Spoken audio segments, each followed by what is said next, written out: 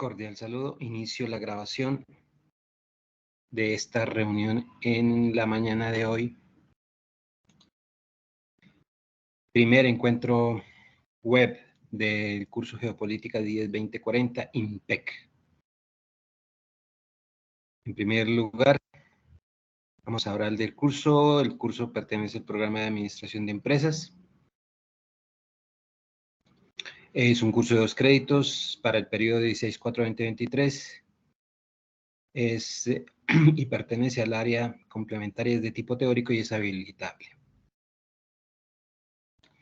Mis datos personales: director de curso, Iván Enrique Sanabria Pérez, magíster en Economía, especialista en Finanzas, perteneciente a la zona Centro Boyacá y al CEA Duitama, generando desde el CEA Duitama.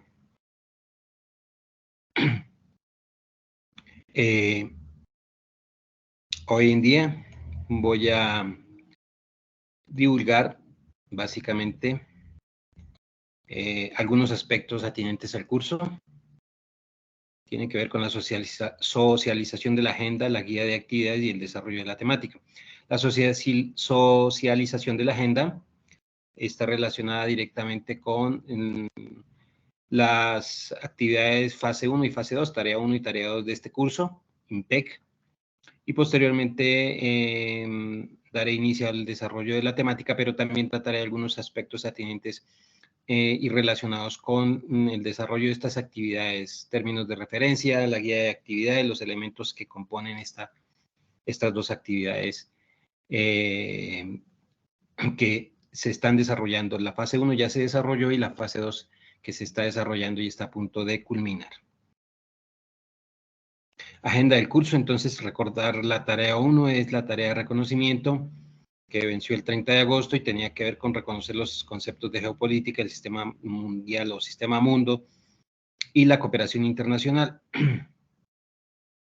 El producto a entregar fue un documento de reflexión académica sobre estos conceptos, es decir, un escrito, un ensayo, y como la tarea 2 también tiene que ver con un ensayo que se está construyendo, entonces simplemente voy a también a relacionar los elementos principales sobre la construcción de escrito y ensayos cortos acá en esta materia geopolítica IMPEC, los términos de referencia, los criterios, cómo se construye un ensayo corto, un informe corto para esta materia con estos elementos teóricos. Esta tarea 2 está a punto de vencerse el 11 de octubre, quedan tres días para vencerse, y también tiene que ver con un producto a entregar que tiene que ver con un documento o desarrollo del ensayo. Bien, recordar también que las otras dos tareas, que restan por realizar también del curso, está relacionada con una tarea 3, que también un documento tiene que ver con un documento de análisis que se va a entregar al 21 de noviembre, que sería la tarea 3.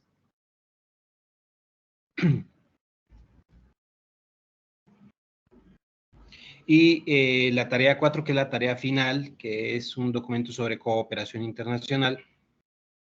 y igualmente es un documento final de análisis sobre cooperación internacional. Bien, doy inicio hablando de la tarea 1. La actividad consiste en elaborar un documento sobre los contenidos de la unidad 1 y la unidad 2, que tienen que ver básicamente con conceptos de geopolítica y el sistema mundial y la cooperación internacional.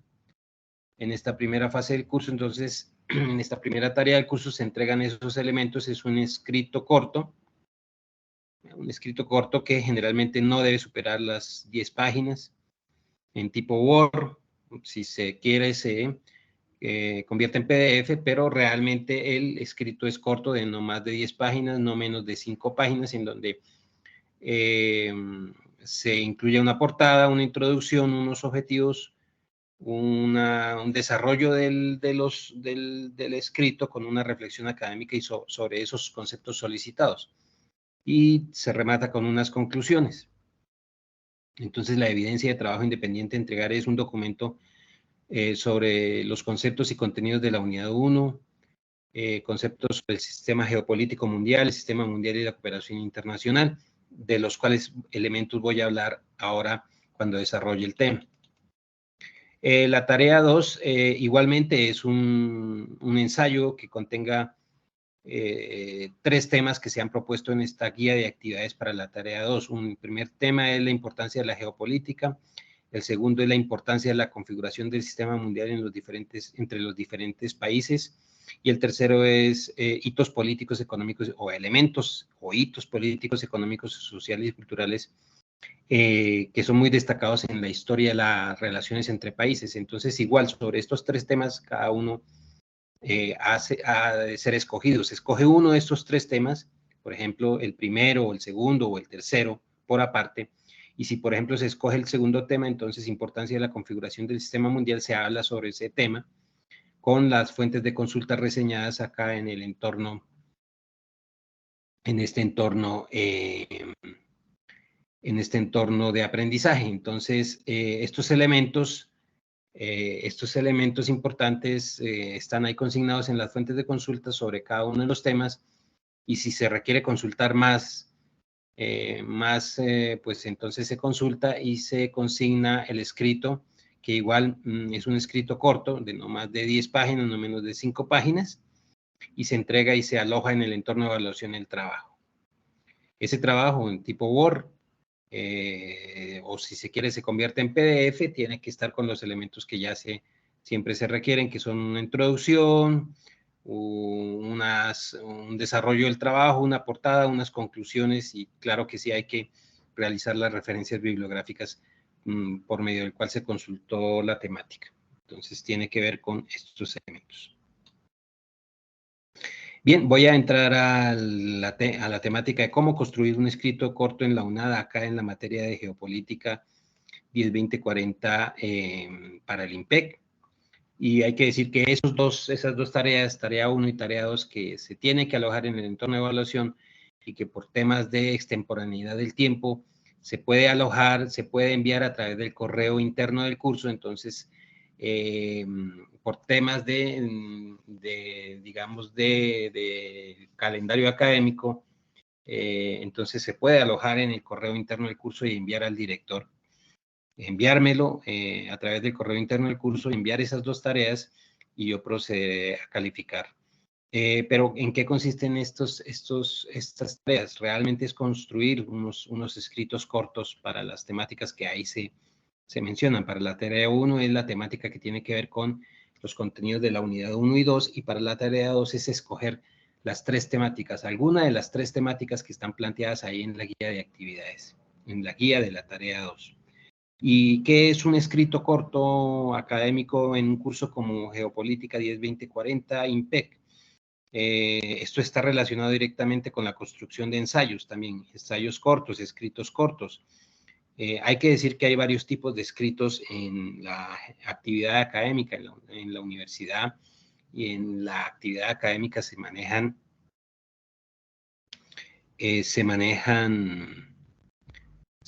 varios tipos de ensayos, varios tipos de escritos,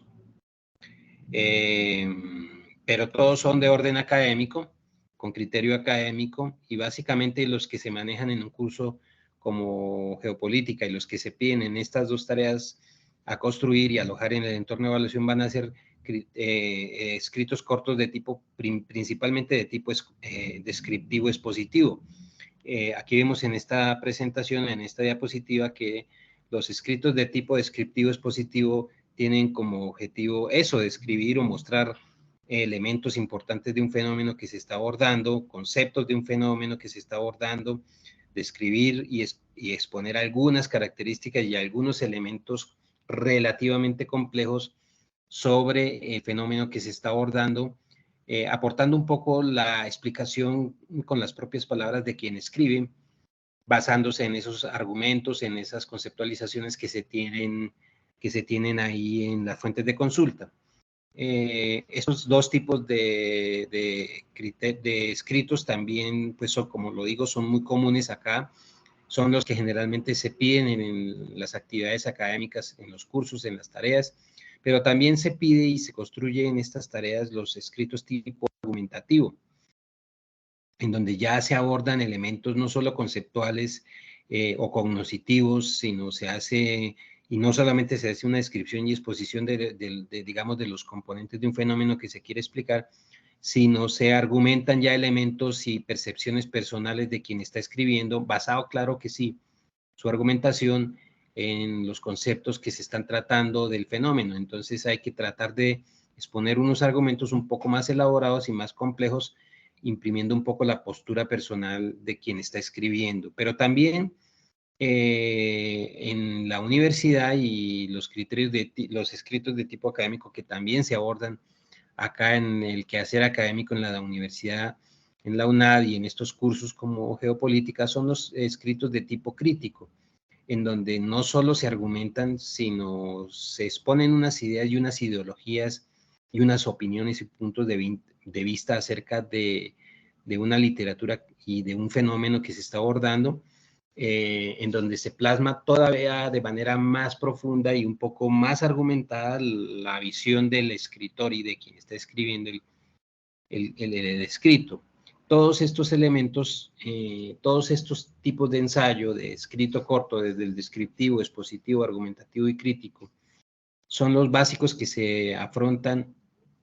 en la actividad académica en un curso como geopolítica, en donde es un curso de tipo teórico y básicamente está compuesto por elementos conceptuales, y el objetivo es abordar y llegar a un nivel en donde se aporte su crítica y su visión personal, y el autor y el estudiante haga un ejercicio de construcción de sus propios argumentos, de sus párrafos, y se aborden de una manera sistemática. Entonces, ¿hasta dónde o cuál es el límite en donde se logra llegar en la construcción de escritos? En los escenarios académicos universitarios para este tipo de cursos como geopolítica, ya los escritos propiamente científicos no es el objetivo abordarlos, porque, digamos, un escrito científico implicaría la otra parte, el otro componente de los procesos investigativos, que no solo es argumentar y plantear ideas y conceptos, sino también es abordar los fenómenos en el nivel científico, que sería el nivel investigativo, con el escenario del nivel investigativo y los procesos investigativos del método científico, en donde ya no solo se abordan las ideas, ya no solo se plasman los conceptos, ya no solo se escribe, sino también se despliegan los otros componentes de la investigación que tienen que ver con comprobar hipótesis, plantear las hipótesis, comprobarlas, y reiterarlas o digamos, lograr ese nivel en donde se logre aprobar o desaprobar una hipótesis o un planteamiento científico sobre un fenómeno. Entonces esa es la parte, digamos, complementaria de la investigación, y estos escritos pues ya son más amplios y requieren un proceso de despliegue, digamos, del proceso investigativo completo, y esto se da cuando se abordan los proyectos de grado, cuando se abordan las monografías, los proyectos de investigación, ya para concluir, digamos, los escenarios académicos de los programas y los planes de estudio, como en el caso de administración de empresas, economía o contaduría. Entonces ya la parte final es desarrollar y desplegar el esquema investigativo con escritos científicos, como lo son las tesis de grado, los artículos publicables, los proyectos de grado, etcétera. Entonces, en ese orden, hasta ahí, la parte científica no se abordaría, la parte literaria tampoco, porque no es el objetivo abordar temas de tipo literario ni filosófico, y básicamente nos quedaríamos con que en este tipo de cursos como geopolítica, que son de tipo teórico, se abordan escritos desde el nivel descriptivo, pasando por el nivel expositivo, argumentativo y crítico. Entonces, básicamente sería eso. Ahora, ¿cuál es la sistemática con que se abordan? Se abordan a través de la construcción de escritos cortos. Hay varias técnicas. Una de las técnicas es la ficha de lectura crítica, que se utiliza mucho en la UNAD. Otra técnica es construir el escrito a partir de la revisión de las fuentes de consulta y la estructuración de la idea principal del escrito. Entonces, esas dos formas, la ficha de lectura crítica por un lado, y por otro lado la estructuración de la idea principal y las ideas secundarias de un escrito. Y sí, cuando se abordan lecturas, entonces esas lecturas son las fuentes de consulta, son los insumos para construir y delimitar, digamos, los argumentos que van a ir en nuestro escrito, ya sea un escrito de 5 páginas o de 3 páginas o de 10 páginas. Entonces, delimitando e identificando cuál es la idea principal de por ejemplo, una de las fuentes que se haya consultado o de dos fuentes de las que se haya consultado y, digamos, abstrayendo o delimitando algunas de esas expresiones que están en las fuentes de consulta, se logra de eso, digamos, exponer las ideas principales o la idea principal que es la idea alrededor de la cual giraría todo el escenario argumentativo del escrito, y también argumentar las ideas secundarias o exponer las ideas secundarias. Entonces, esta técnica de las ideas principales y las ideas secundarias exige también que el escrito se divida en partes. Una parte introductoria, una parte del desarrollo del escrito como tal y de la exposición de los argumentos, y una parte concluyente. Esas tres partes básicas serían los componentes sistemáticos de un escrito. Y entonces, en la parte introductoria lo que se hace es dar como un visaje general de lo que trata y va a tratar el escrito y de los elementos que se van a exponer en el escrito. Por tanto, la introducción no debe ser más que un conjunto de párrafos que abarquen no más de una página. 2, 3 párrafos en una página bien construidos en donde se expongan cuáles son los temas que se van a tratar en el escrito. Ya el desarrollo sí trata los temas principales que se desarrollan en el escrito, y en ese desarrollo ahí sí va incluida la idea principal expuesta y las ideas secundarias. Y es mejor que ese desarrollo del escrito vaya dividido también en subsecciones o subpartes. Entonces, primero habrá unos antecedentes, segundo, se tratará el tema como tal en la idea principal, y tercero, pues ya, digamos, se trata de abordar el tema con elementos argumentativos que refuercen ese tratamiento, como cifras, como datos numéricos, como argumentos de otros autores, como citas parafraseadas, o aplicando la técnica de la cita parafraseada o la cita directa. En general, en el desarrollo de la temática, entonces, también se tienen que utilizar fuentes o citas de autores para reforzar los argumentos, ya sea una cita directa o una cita indirecta, mencionando el apellido del autor y el año de la fuente de consulta que se está abordando. Entonces, estos elementos del desarrollo van divididos en esas tres partes. No necesariamente va el título antecedentes, desarrollo y abordaje, sino puede haber un título, digamos, significativo, ilustrativo, que haga referencia a un título que no necesariamente sea el título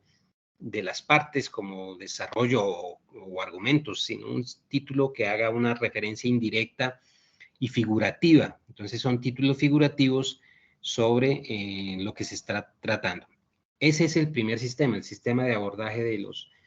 temas a tratar en un escrito basados en la idea principal y la idea secundaria. La otra forma es abordarlo desde lo que tengo acá mostrando en este slide, que es la ficha de lectura crítica. Uno lo que hace en la ficha de lectura crítica es escoger unas fuentes de consulta, leerlas y hacer una lista de términos desconocidos de diccionario que aparecen en la lectura. Entonces, esos términos pueden ser 5, 10, 15, 20 términos que aparezcan en 2 o 3 lecturas que realicemos. Se consultan, se les saca el significado por diccionario y ello nos permitirá orientarnos y como apoyarnos mejor y como abordar mejor de una forma más cómoda el fenómeno que estamos abordando. Y ya con esos términos, ahí sí tenemos elementos e insumos para construir. Esos términos definidos nos darán elementos o insumos para construir un elemento importante en este proceso y en este tipo de abordaje, que es la pregunta central del texto o pregunta problemática. Esa pregunta central del texto nos permitirá como entender el fenómeno. Entonces, no abordamos ya a través de la idea central, sino más bien a través de una pregunta central o pregunta problemática. Porque si hay preguntas sobre un fenómeno que estamos leyendo en unas fuentes, pues habrá procesos investigativos como consecuencia de ellos. Si tenemos preguntas sobre un fenómeno es porque lo estamos tratando de comprender y podemos desplegar unas respuestas a esas preguntas, y esas respuestas serán como los elementos argumentativos del escrito como tal. Entonces, el siguiente nivel, después de haber abordado esas preguntas centrales, puede ser 1, 2 o 3 sobre unas fuentes de consulta, 3 fuentes, 4 fuentes, 2 fuentes, una fuente, es construir ya una hipótesis, es decir, con esas preguntas, a esa pregunta o 2 preguntas o 3 preguntas que se planteen, el estudiante lo que hace es tratar de contestar esa pregunta de una manera aproximatoria. Un primer paso es plantear una hipótesis, o sea, una afirmación. Una hipótesis es una afirmación o una especie de expresión que uno se arriesga a lanzar sobre el fenómeno y las preguntas que se está planteando. Entonces ya tiene como elementos para construir los primeros argumentos del escrito. Entonces esa afirmación es una frase o una oración bien construida, bien argumentada, bien delimitada con todas sus partes semánticas y sintácticas para construir esas oraciones, para construir esa oración. Y al construir varias oraciones, 2 o 3 o 4 oraciones, ya está construyendo un párrafo completo que me permite ser el primer abordaje al fenómeno de la idea central. Entonces terminamos haciendo ya las partes, terminamos construyendo ya las partes importantes del escrito en el segundo método aquí, que es el que estoy planteando y mostrando aquí en este slide, que es el método de ficha de lectura crítica. A diferencia del método de idea central, no se plantea una idea directamente central o unas ideas secundarias, sino se va abordando el tema con planteamiento de términos desconocidos, planteando una o dos o tres preguntas centrales y tratándolas de contestar en una hipótesis personal de lectura. Entonces, esa es una metodología de abordaje un poco más ágil y más fácil, me parece a mí, para plantear los elementos que van a componer el escrito. Y ya al ir contestando esa hipótesis, se va tratando de dar respuesta a esa hipótesis, a esa pregunta central del texto a través de la hipótesis, se logra entonces ir planteando los elementos argumentativos del escrito. Y entonces sabremos que en los diferentes párrafos en donde se logra contestar la hipótesis, la pregunta a través del desarrollo de la hipótesis, porque se desarrolla la hipótesis para dar respuesta a las preguntas problemáticas o preguntas centrales, lo que hace usted es desarrollar la hipótesis con argumentos. ¿Y cómo? Se organiza lo mismo. Entonces, lo mismo que en el otro método, aquí sí ya entramos a hablar de que se plantean los argumentos, las ideas extractadas y delimitadas de los textos de consultas, se citan directa o indirectamente esas ideas, reseñando a los autores y aportando su propia expresión y su propia interpretación de esas ideas que se han extraído de los textos para hacer su propio aporte como autor de ese escrito, reseñándole y fortaleciendo con las reseñas y fuentes de citas, para no caer en el escenario del plagio. Entonces ahí se plantean, la cita que más se usa es la cita directa, en donde, por ejemplo, se argumenta, digamos, parafraseado un argumento de algún texto. Vamos a poner un ejemplo. Algún libro de Amartya Sen, uno de los grandes investigadores sobre la economía humana, por ejemplo, o algún libro de cualquier otro importante autor, como por ejemplo en la sociología Max Weber. Entonces, se extraje un argumento de él, lo parafraseé, lo modifico con mis propias palabras, lo cito,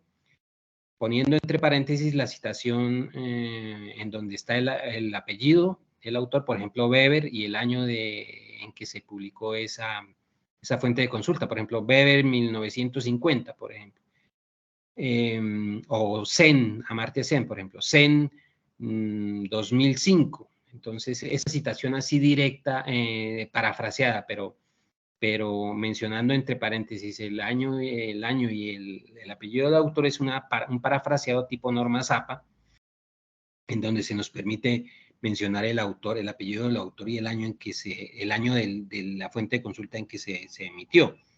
Entonces eso nos lleva a que podemos construir directamente argumentos recurriendo al argumento del autor, pero también debemos apoyarlo en expresiones propias. Entonces es como un construir de los argumentos y ahí sí desarrollamos el escrito. Igualmente acá debemos acompañar el escrito o estructurar el escrito en tres partes: una introducción, un desarrollo y unas conclusiones. En la introducción se aborda o se trata de exponer los elementos que se van a tratar en el propio escrito, que están se da como digamos, como un brochazo inicial, como se está exponiendo, como que en qué consiste el escrito que se va a desarrollar. Y esa introducción no debe ser más larga de una página, porque generalmente en una página compuesta por 2 párrafos, pues se puede contar en qué consiste el desarrollo de ese trabajo, de ese escrito. Y ya el desarrollo del trabajo, que pueden ser 5 o 6 páginas de contenido, Ese desarrollo pues también se estructura en partes, unos antecedentes, mencionando como, digamos, los antecedentes o los aspectos previos a la temática, si existen abordajes de autores, qué autores han venido abordando, o si se mencionan 2 o 3 autores, explica que ellos han sido los que primero se han aproximado a este fenómeno. Luego, si en el desarrollo como tal, luego después de los antecedentes, se puede estructurar ese desarrollo sin necesidad de colocarle el título de la subsección antecedentes como tal, sino simplemente se hace algo, se plantea un título figurativo, entonces ya se comienza a hablar con menciones directas y adjetivos directos sobre el desarrollo del tema y abordando directamente los argumentos y explicando un fenómeno y argumentándolo y basándolo también en las opiniones y el parafraseo de los autores que estamos consultando y aportando nuestra percepción con nuestras palabras. Y ya, digamos, se remata ese desarrollo del trabajo con, por ejemplo, frases y párrafos en donde se trata de como de dar o nuestra opinión o de dar elementos concluyentes que permitan como mejorar los argumentos, como comprobar el fenómeno o como darle como una fuerza argumentativa al fenómeno con argumentos de tanto de otros autores como los propios, acompañando, por ejemplo, estos escenarios de cifras, si es necesario, de cuadros sinópticos o de deducciones básicas y muy simples o muy complejas, y entonces ahí sí podríamos ya rematar el tema. Y ya las conclusiones, pues, son los aportes personales en el desarrollo de ese escrito. No más de 10 páginas. Estos 2 elementos o sistemas que he planteado aquí son importantes para cuando se vaya a construir el escrito. Por idea central, ideas secundarias, o por ficha de lectura crítica, con preguntas problemáticas o preguntas y hipótesis central del texto. Son los 2 sistemas que quería yo divulgar aquí. Y entonces estos tienen que ver con el planteamiento de la hipótesis en un escrito. Puede ser necesario como puede que no. Si lo hacemos por ficha de lectura crítica, plantearemos una hipótesis. Si lo hacemos por idea central, ideas secundarias, es algo parecido. No me quiero detener en este escenario, ya sabemos que estas 2 metodologías están relacionadas con también tratar de entender un fenómeno a través de lo que es sus causas, sus problemas y sus efectos en un esquema que mucho se conoce en la parte académica, en las ciencias económicas administrativas, que tiene que ver con el esquema árbol de problemas, en donde hay una problemática central que se planteó, por ejemplo, por la idea central, unas problemáticas secundarias también planteadas en las ideas secundarias, y esos problemas tienen unas causas y unos efectos que es mejor tratar en un escrito. Entonces sería bueno que el escrito también se centre en esa problemática si quiere tratar las causas y los efectos. Eso amplía el margen argumentativo del escrito. Y eso es un escenario parecido al de la ficha de lectura crítica. La construcción del árbol de problemas, pues siempre se ha tratado en ciencias económico-administrativas bajo esquemas y modelos, por ejemplo, para ciertas temáticas o subtemáticas que se tratan, por ejemplo, en administración, en economía o en el ámbito contable. Entonces está la construcción del árbol de problemas en temas como, por ejemplo, la gestión, la organización, en temas como, por ejemplo, los sistemas y modelos contables, o en fenómenos económicos, en temas de mercadeo, en problemáticas económicas y sociales como, por ejemplo, el medio ambiente, la sostenibilidad, el ámbito empresarial, el ámbito económico, el mercado mundial. Y aquí en geopolítica, entonces, también tenemos el hecho de que todos estos escenarios académicos e investigativos se acomodan. Entonces, en geopolítica es común el desarrollo de temas económicos, sociales, transversales. Entonces, ya voy a entrar a hablar de la temática de la geopolítica y cómo esa temática está planteada para las 2 tareas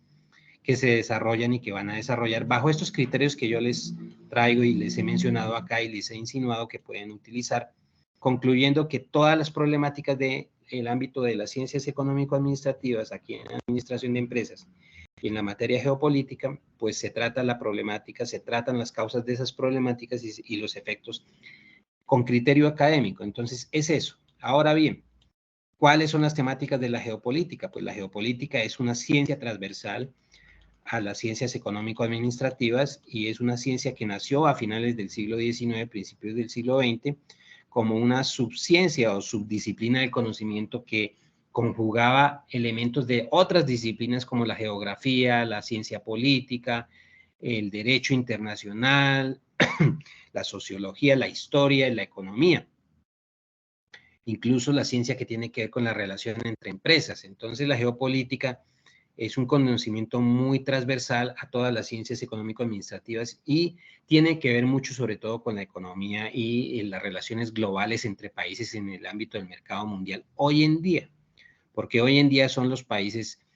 que están actuando en el mercado global y mundial los que están relacionados. Entonces, las relaciones geopolíticas tienen que ver con, por ejemplo, las relaciones de comercio internacional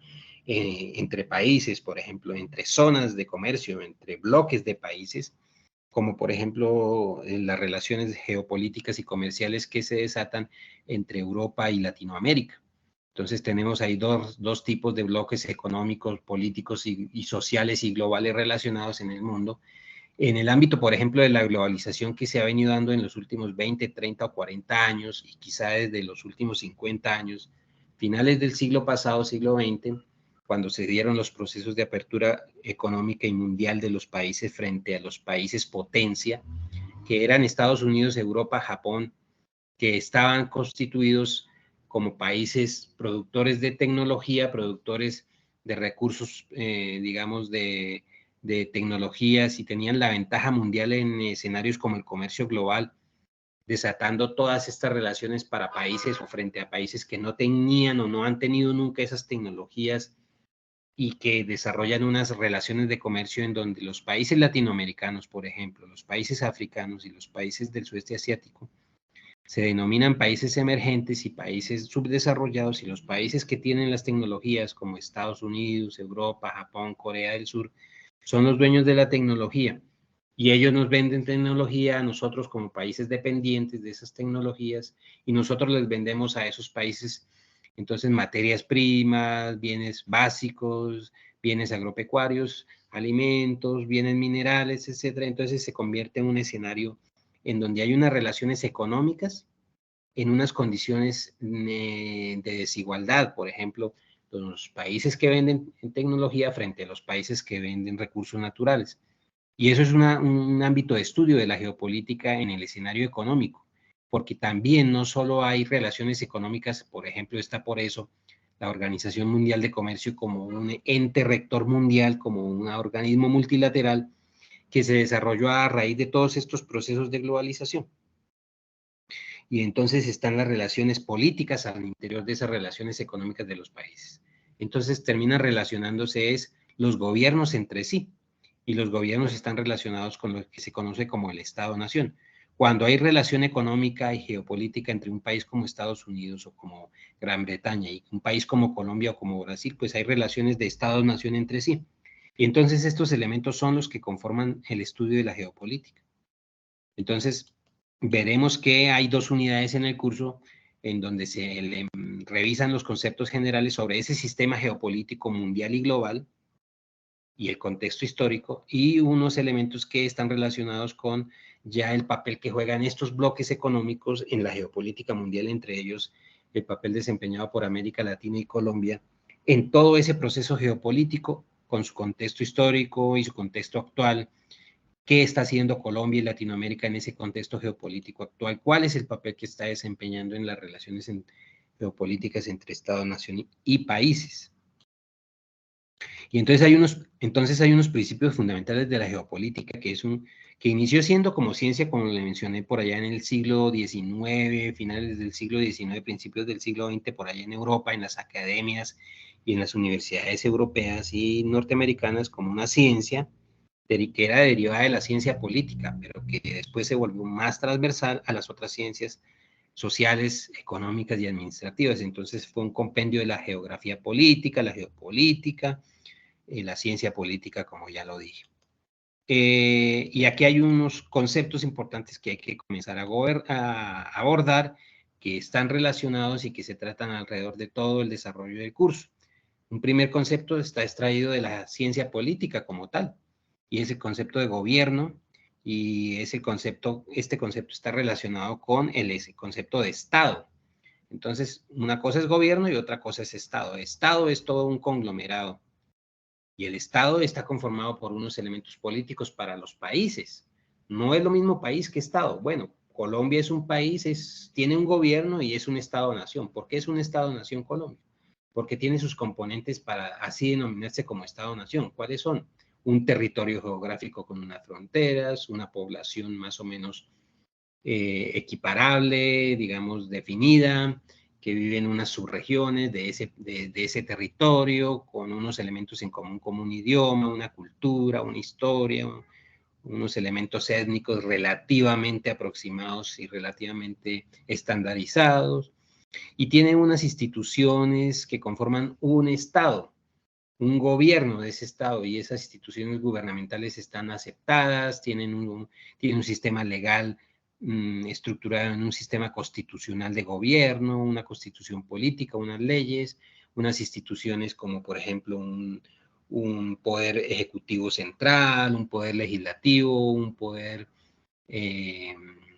judicial, un congreso, un parlamento, unos ministerios, unas agencias públicas, tiene también el concurso de unos pobladores que son y tienen unas actividades económicas y sociales que se desarrollan dentro de ese estado, dentro de ese gobierno y dentro de esos límites geográficos que se llama una población y unos ciudadanos, y esos ciudadanos ejercen unas actividades económicas, sociales, culturales en común, y ejercen unas actividades económicas, y eso se llama también un componente económico y productivo de ese Estado-nación. Y hay una cabeza administrativa y de ese Estado-nación basados en un criterio, en un sistema económico y político muy especial. En Colombia está el sistema democrático representado en el sistema presidencialista, regulado por una constitución, por un poder público, dividido en tres ramas: poder público, poder ejecutivo, legislativo y judicial, con unas instituciones bien definidas. Entonces ese gobierno, no es lo mismo hablar de gobierno que de Estado y de país. Y ese país en últimas termina conformándose por todos estos elementos y está representado en el Estado-nación. Ahora bien, ¿qué es el Estado? El Estado es todo compendio de estos elementos que he mencionado y termina siendo regulado o caracterizado por la Constitución. Entonces, por eso se dice que a partir de la Constitución del 91 en Colombia se conformó un Estado social de derecho y regulado por esos elementos del Estado-nación. La Constitución Política del 91 y lo que fue la Constitución Política del 86 eran los principales elementos del Estado colombiano y sigue siendo el Estado colombiano representado en el alcance de esa Constitución Política de Colombia y las instituciones que de él se derivan en concordancia con los principales elementos del Estado-nación, que son su población, su territorio, sus límites, su vida social, cultural, étnica, poblacional, etc. Entonces, a eso se refiere como el Estado-nación. Entonces, el concepto de gobierno y Estado está relacionado y es importante hablar de población, territorio, poder, derecho público, derecho político y reconocimiento de ese Estado para hablar de relaciones políticas al interior del país Colombia y en relación del país Colombia con los otros Estados-nación, países vecinos como Ecuador, Perú, Venezuela, Estados Unidos, Panamá, República Dominicana, Argentina o los países europeos que también son Estados-nación. Por eso estos conceptos de la política y de la ciencia política están aquí metidos en el problema de la geopolítica. Entonces ya sabemos que hay unas funciones del Estado, que el Estado tiene un gobierno, que aquí hay un gobierno central en Colombia, que en los otros países también hay un gobierno central, que hay unas funciones gubernamentales y que los gobiernos entre sí establecen relaciones políticas, económicas, culturales, sociales, de intercambio, de tecnología, relaciones comerciales, de importaciones y exportaciones de bienes, relaciones económicas. Tenemos un flujo comercial con países importantes como los Estados Unidos, como la zona euro, como Japón, con Corea del Sur. Corea del Sur nos vende a nosotros tecnología, nosotros les vendemos, por ejemplo, les exportamos petróleo, carbón, qué sé yo, bienes agrícolas, alimentos. con Japón, con Estados Unidos, con la zona euro, tenemos unas relaciones como Estado y como país y desde las actividades económicas. Entonces, en ese orden de ideas, ahí ya se comienzan a establecer las relaciones geopolíticas entre países. Y estos elementos era importante traerlos aquí a colación para que los estudiantes de geopolítica aquí en el programa de administración de empresas, en el curso de geopolítica 10-20-40 del IMPEC, pues se entienda muy bien de qué trata esta disciplina del conocimiento. Hay otros elementos que se tratan en el curso y que están consignados en las unidades del curso. Quería recalcar ese elemento, que en las unidades del curso están consignados los temas que se tratan. Y entonces ya les había mencionado que la unidad 1 y la unidad 2 tratan generalmente todos estos elementos,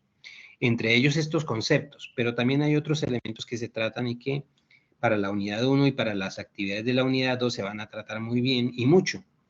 Y tienen que ver con, por ejemplo, estos elementos de las eras de la geopolítica, el papel del sistema mundial, o como se conoce como sistema mundo, y en la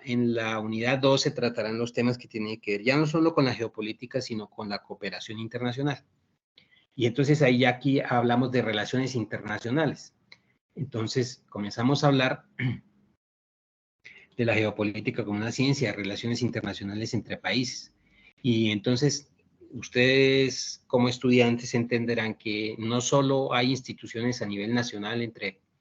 al interior de los países, sino también hay instituciones internacionales globales, como por ejemplo que a raíz de los conflictos mundiales, la Primera Guerra, la Segunda Guerra Mundial, se desarrollaron estas organizaciones mundiales multilaterales políticas como las Naciones Unidas, la Organización de Estados Americanos, la OCDE, el Mercado Común Europeo y otras, la Organización Mundial de Comercio. Instituciones que se desarrollaron y que son globales y son multilaterales, que se desarrollaron a raíz de toda la problemática mundial y global que genera todos estos procesos de conflictos, de globalización económica, de crisis económicas mundiales, y como estos procesos generan unos efectos o externalidades en los países y en las personas y en los ciudadanos de los países, pues también alrededor de ese desarrollo histórico que sobre todo se da después de la Segunda Guerra Mundial en los años 40 y 50 del siglo pasado, siglo XX, se comienzan a desarrollar también procesos en donde las instituciones globales comienzan a jugar un papel importante para como apalear los efectos de todas estas crisis globales, de todos estos efectos de la globalización, las crisis migratorias, la pobreza, los problemas medioambientales. Y entonces comenzamos a hablar de la cooperación a través de estas instituciones y organismos multilaterales de cooperación mundial como la ONU, la OEA, el Banco Interamericano de Desarrollo, el Banco Mundial. Hay organismos globales de tipo político como las Naciones Unidas, pero también hay organismos multilaterales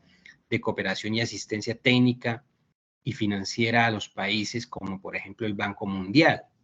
Entonces estamos hablando de la cooperación internacional ya como tal, que es un tema que se trata en la unidad 2 del curso. Y aquí en esta unidad 1 se habla de los conceptos básicos de la geopolítica. Entonces hablamos, por ejemplo, del concepto de las 3 eras de la geopolítica como ciencia.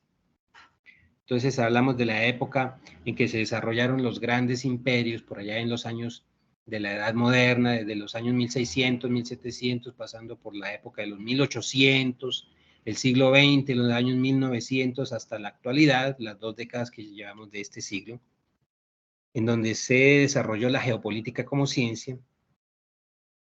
y en donde esta geopolítica se encargaba de estudiar estos fenómenos de las relaciones entre potencias, entonces los conflictos que se dieron entre las grandes potencias, por allá entre el Imperio Británico y Francia, la Francia de la época de los reyes de los Luises, Luis XV, Luis XVI, Luis XVII, el Imperio colonial francés, la potencia francesa, entre Francia y España, el Imperio Español, la metrópoli española, entre España y Gran Bretaña, todas las guerras y conflictos entre potencias coloniales, luego viene la independencia de los países latinoamericanos y las colonias antiguas, en África, el sudeste asiático, en Asia, la India, etcétera, y viene entonces una nueva geopolítica que estudia o unos nuevos fenómenos geopolíticos que son estudiados por los teóricos, los docentes universitarios ya hacia 1800 y principios de 1900, y fue la primera época de la globalización, de la primera y segunda revolución industrial, en donde se establecen relaciones globales económicas entre países, entre las primeras potencias, Alemania, Gran Bretaña, lo que fue la segunda época colonial británica, lo que fue las relaciones entre las naciones independientes de Latinoamérica después de las guerras de independencia frente a lo que fue el colonialismo, entre las relaciones económicas entre, por ejemplo, Latinoamérica y potencias que para esa época, principios del siglo XX, eran emergentes, como Estados Unidos, Canadá, Australia, Japón. Y luego viene ya el final del siglo XX, en donde se desarrollan unos procesos, en donde surgen unos nuevos países emergentes y las nuevas potencias, como China, Japón, Corea del Sur, la India, Brasil, incluso países emergentes económicos y que comienzan a jugar un papel importante en las relaciones económicas mundiales, como por ejemplo España, Irlanda, Italia, Brasil, ya lo dije, México, Argentina, Chile, Corea del Sur. El papel actual de China como potencia, que ya es casi la segunda o tercera potencia, y si no la primera potencia mundial económica, que forma un nuevo bloque, y el papel de Rusia y la Unión Soviética, que fue muy importante incluso desde el siglo pasado, cuando se constituyó todo lo que se llamó como la Guerra Fría, que fue el enfrentamiento entre dos bloques económicos, el sistema socialista oriental de Rusia y sus aliados en Europa Oriental, lo que se llamó la Cortina de Hierro, los países orientales de Europa, que fueron Hungría, Checoslovaquia, Polonia, los países bálticos, etc., enfrentándose y aliados con Rusia a la antigua URSS, la Unión Soviética, enfrentados al bloque occidental, el sistema capitalista occidental de Europa Occidental Atlántica. Entonces era Gran Bretaña aliada con Estados Unidos, Canadá, Francia, Italia, Irlanda, Alemania Occidental, cuando Alemania quedó dividida en dos bloques, que fue a la Alemania Oriental por el muro de Berlín frente a la Alemania Occidental. Entonces, tener en cuenta estos conceptos y que la geopolítica lo aborda bajo varios escenarios que están mencionados aquí en este slide. La geopolítica, la primera era de la geopolítica civilizadora, en donde los estudiosos abordaron la geopolítica entendiendo esas relaciones entre imperios y entre potencias, imperio británico frente a las otras potencias y sus colonias. La geopolítica naturalizadora, que fue la segunda fase en donde se independizan las últimas naciones coloniales y se enfrentan las primeras potencias, entonces Estados Unidos, Gran Bretaña, Alemania, Japón, y fue de los primeros escenarios de la Guerra Fría, en donde la URSS se enfrenta frente a Estados Unidos y Europa Occidental, y viene la geopolítica ideológica de finales de la década de los 80, en donde se da un escenario de globalización mundial lo que se conoció como el neoliberalismo y la globalización económica mundial, en donde el sistema neoliberal, la globalización económica,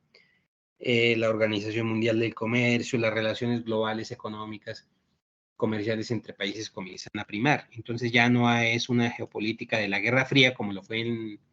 la segunda parte del siglo XX, en donde se enfrentó la URSS frente a Estados Unidos y los dos bloques. Fue la Guerra Fría, una geopolítica de dos polaridades o geopolítica bipolar, sino ya ahora, después de los años 90 y en las 2 décadas que llevamos del siglo XX, es una geopolítica de la multipolaridad, en donde participan también países como China, la India, los BRICS, o países emergentes, que son Brasil, Rusia, India, China, Irlanda, Italia, México, incluso países como Chile en Latinoamérica, Perú, que son países emergentes, y por qué no hablar del papel de Colombia también como país emergente, que está dando también pasos importantes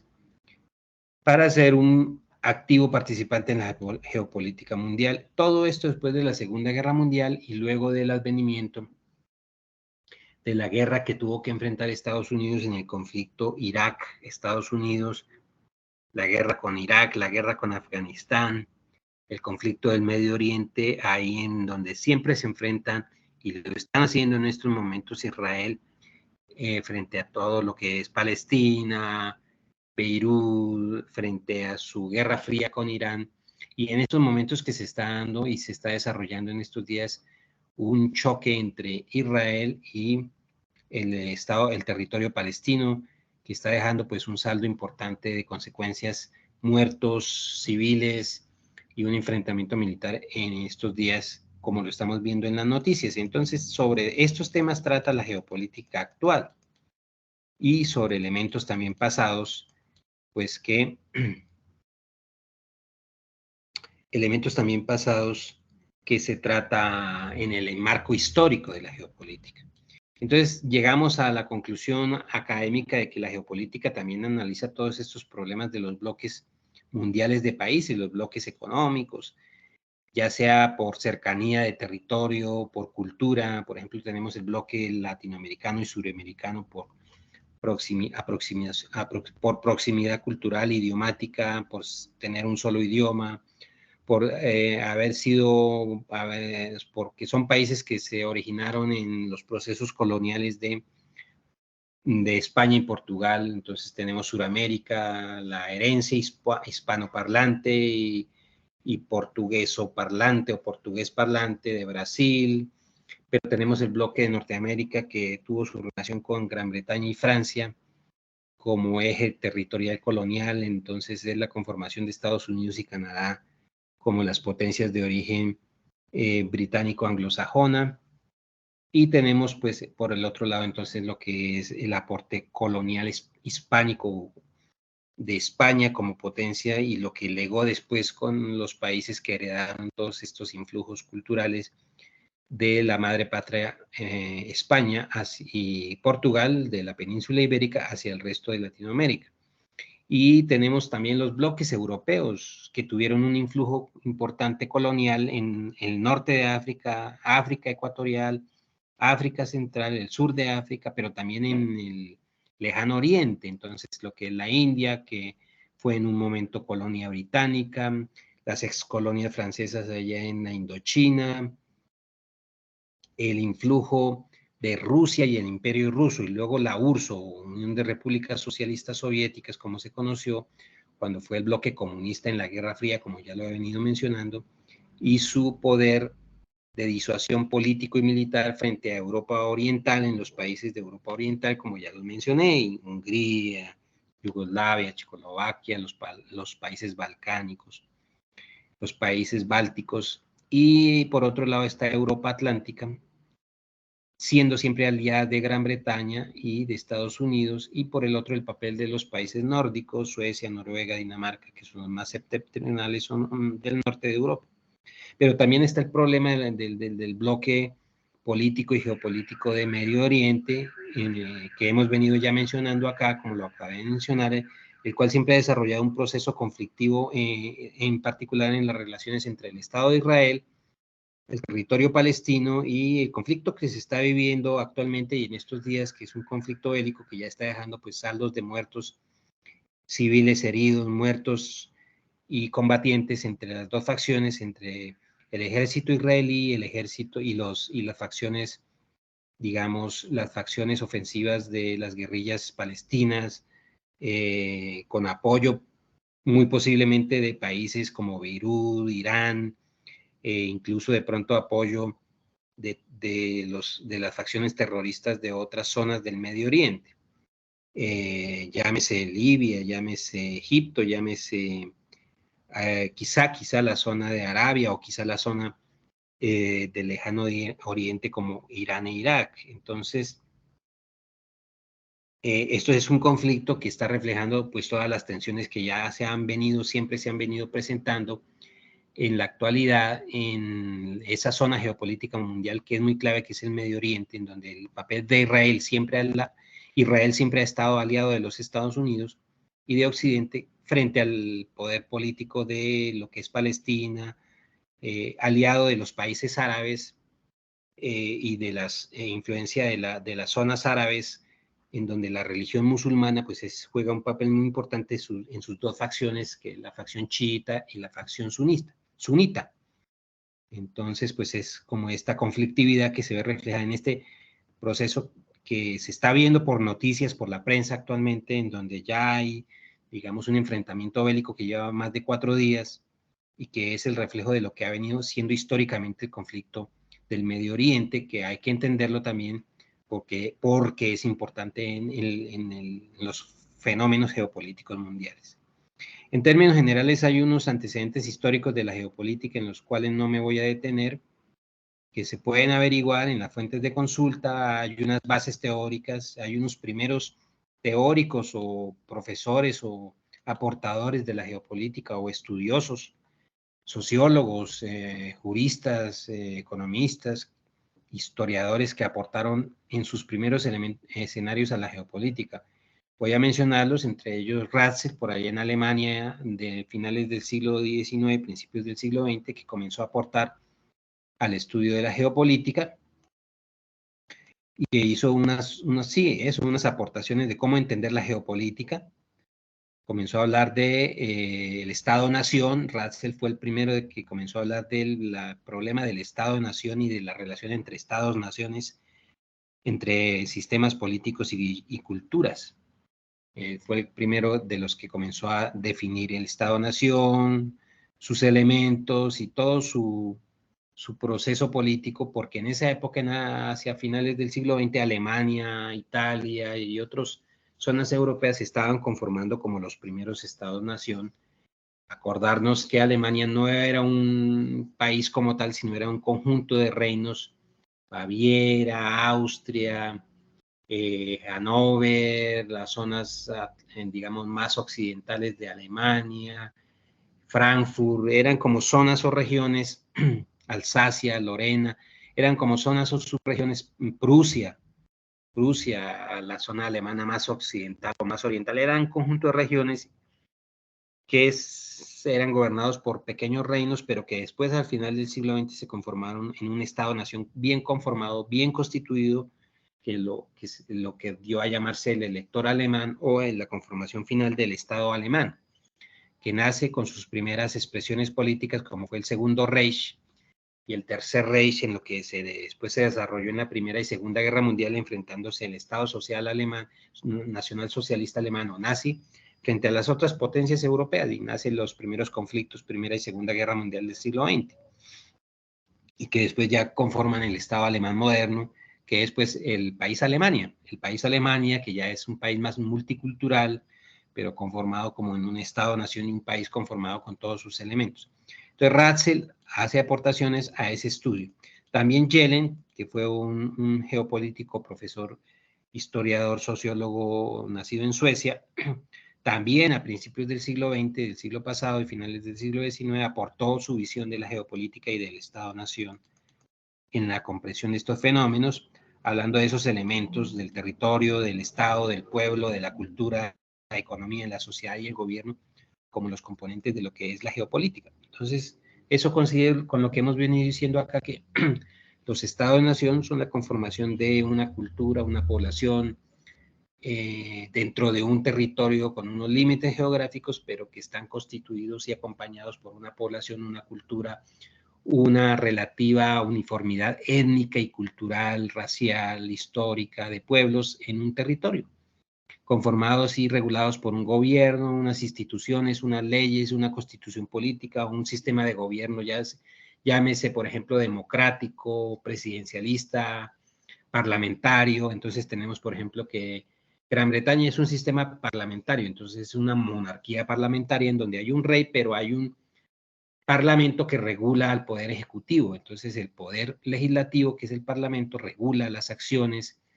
del poder ejecutivo, el primer ministro, y hay un sistema de regulación frente a los otros poderes, la monarquía. Lo mismo España, y lo mismo algunos países europeos que aún presentan un sistema de gobierno parlamentario monárquico, como por ejemplo los Países Bajos, Holanda, Dinamarca y Suecia. Pero hay otros países que ya son sistemas presidencialistas, como Francia, un sistema republicano, como Alemania, en un sistema en donde hay un sistema presidencial, en donde hay un primer ministro, hay un presidente del gobierno, y lo mismo España, aunque España tenga rey, tenga una monarquía que representa como los elementos históricos y culturales del país, hay un sistema parlamentario en donde hay unas cámaras de gobierno, un parlamento español, representados por un primer ministro y por un presidente del gobierno, en este caso el presidente del gobierno que actualmente gobierna y que es representante del Poder Ejecutivo. Y hay un poder legislativo y hay un poder judicial, todos los países actuales modernos. Entonces tenemos Estados Unidos, que es una unión de estados federal, que está representado en un poder legislativo, en un sistema presidencial, el presidente de los Estados Unidos, que es el presidente de la Unión, representado políticamente en el Congreso norteamericano, en su Cámara Alta y en su Cámara Baja, y en todo su sistema legislativo, ejecutivo y judicial de todos los estados, de los 57 estados de la Unión Federal. Es un sistema federal presidencialista. Y así, Colombia, por ejemplo, tiene su Estado democrático de derecho representado en la Constitución política del país y en un sistema, pues, presidencialista representado por el presidente de la República, regulado por el poder político parlamentario que está representado en nuestro Parlamento, en la Cámara de Representantes y en el Senado de la República, con una constitución que es nuestra constitución política. Entonces, estos elementos son importantes para tener en cuenta, que ya habían sido estudiados por estos primeros estudiosos de la geopolítica. Entonces, el señor Yellen también, al igual que el señor Ratzer, el señor Yellen también comienzan a estudiar la geopolítica y la ciencia política con esos elementos. Y hay otros aportadores también de Alemania, Haushofer. Este señor también aporta algunos elementos importantes al análisis de la geopolítica, pero ya a principios del siglo XX, hablando de la problemática de lo que es el enfrentamiento entre potencias, y habla del poder militar. Es de los primeros sociólogos que hablan del poder militar, el poder naval, el poder del ejército, el poder de la fuerza aérea. Lo mismo Mackinder, que ya es un académico británico que habla del poder militar por allá en la época de la Segunda Guerra Mundial y la Primera Guerra Mundial. Por eso estos señores hacen estos aportes, porque es la época de los grandes conflictos europeos. Entonces, Haushofer y este señor Mackinder hablan también de lo que tiene que ver con el poder político y militar en las relaciones entre países. Entonces, el señor Mahan también hace aportes en este sentido, hablando del enfrentamiento entre poderes, al igual que el señor Spigman. Y entonces terminan hablando de la conformación de bloques económicos y la teoría del dominio mundial a través del poder militar. El poder terrestre es el poder desplegado por los ejércitos que todo país tiene. Entonces, Colombia tiene un ejército conformado por unas fuerzas disuasivas de ataque y de defensa. Entonces, la infantería, el ejército, la policía, la fuerza aérea, el poder naval, la armada. Y todo país tiene un poder naval, un poder terrestre, un poder aéreo. Entonces, en Colombia está la fuerza aérea, en Estados Unidos está la fuerza naval y todo el poder naval y el poder terrestre de su Army. España también tiene toda una estructura en su ejército, entonces está la Real Armada Británica en Gran Bretaña, está el Real Poder del Ejército en España, Rusia tiene su ejército, China tiene su ejército, y todos los estados-nación pues terminan conformando estos poderíos en el escenario del poder terrestre, naval, aéreo, y se termina hablando de las teorías del dominio mundial en el enfrentamiento entre países, y cuáles son los países potencia y cuáles son los países que no son potencia. Entonces, eso está dentro del ámbito de estudio de la geopolítica. Entonces, tenemos unas finalidades de estudio en la geopolítica. Entonces, esas finalidades de estudio de la geopolítica son los objetos de estudio de esta ciencia. Entonces, las relaciones políticas y económicas entre países, los conflictos militares, las problemáticas sociales, humanas, económicas entre países, problemas como la migración, el narcotráfico, los conflictos de baja intensidad como el que se está dando allá en Israel ahorita, en estos días en donde hay un enfrentamiento entre fuerzas regulares del gobierno y el ejército del gobierno israelí, del Estado de Israel, frente a fuerzas irregulares de baja intensidad, disuasivas, terroristas, por decirlo de alguna manera, enfrentándose, que pertenecen, por ejemplo, a estos reductos y estas expresiones de, digamos, de disuasión militar Entonces son las facciones de un grupo que es, digamos, es un grupo, por decirlo de alguna manera, terrorista, pues un grupo que actúa con una especie de conflicto de facciones, así como lo fue, por ejemplo, la OLP, la Organización de Liberación para Palestina, en los años 70. En este conflicto actual entre Israel y Palestina se está ya, digamos, la única diferencia es que ya los enfrentamientos son directos entre facciones militares, por un lado el ejército israelí, que es una fuerza nacional bien conformada, y las facciones, digamos, de disuasión terrorista de Palestina, apoyadas muy posiblemente de forma soterrada por, pues, de pronto por algunos otros países que siempre han estado, pues, enfrentándose al poder de Israel, que serían Irán, que puede ser incluso Libia, que puede ser incluso Beirut, que puede ser incluso Siria.